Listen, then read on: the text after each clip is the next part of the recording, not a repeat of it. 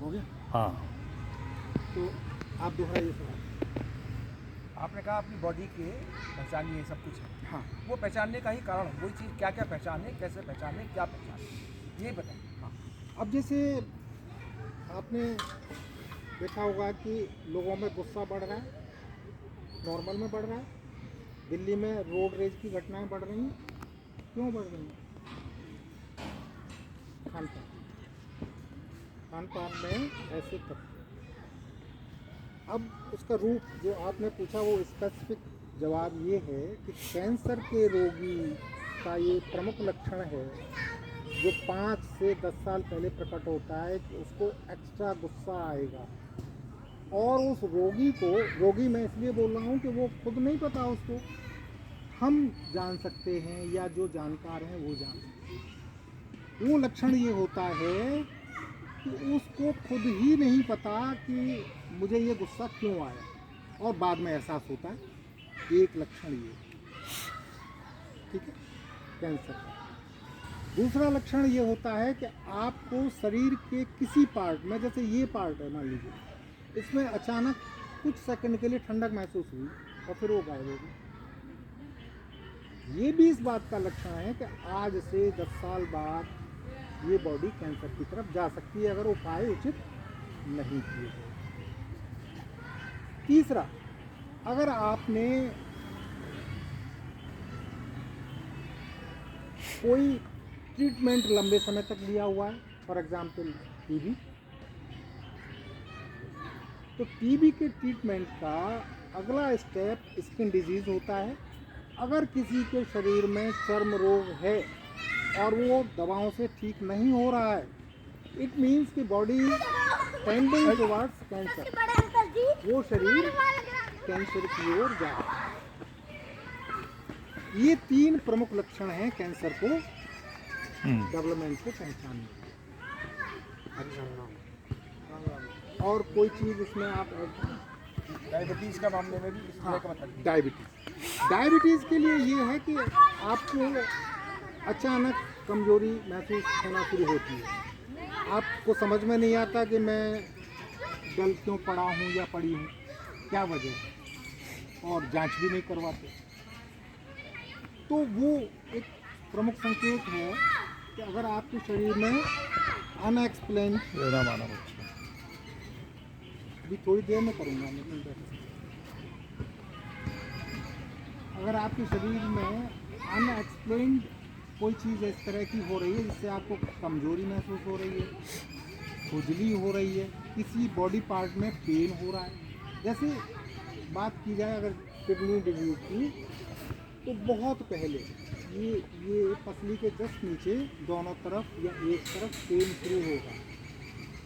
TB का बहुत प्रमुख लक्षण है कि चुभन होगी, जैसे सुई चुभ गई, या पूरे शरीर में कहीं भी कि जैसे चींटी काट गई। आपने देखा कि नहीं, चींटी तो यहाँ है नहीं, लगेगा ऐसा ही कि जैसे चींटी काट के गई है।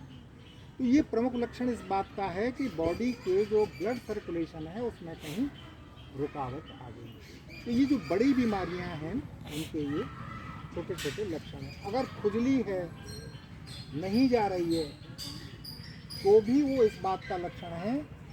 और अगर कहीं बहुत ज़्यादा स्किन की दिक्कतें आ रही हैं, जैसे भाई साहब की छाले शुरू हुए, समय रहते उसको कवर न किया जाए, भोजन में आवश्यक परिवर्तन न किया जाए, वो बड़ी बीमारियों की तरफ चला जाए।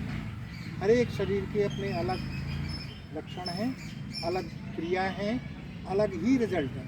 बार बार किसी और बार बार उस पर आना, उस पर आना।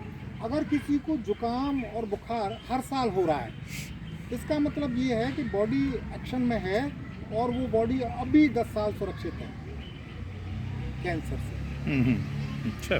हाँ, अगर बहुत लंबे समय से न तो आपको बुखार हुआ, न जुकाम हुआ, और कमजोरी बनी हुई है, या कुछ दिमाग में उलझन जैसी महसूस हो रही है कि अचानक कुछ भूल गए, निर्णय नहीं ले पा रहे हैं, तो ये सारे लक्षण उसी तरफ जाते हैं।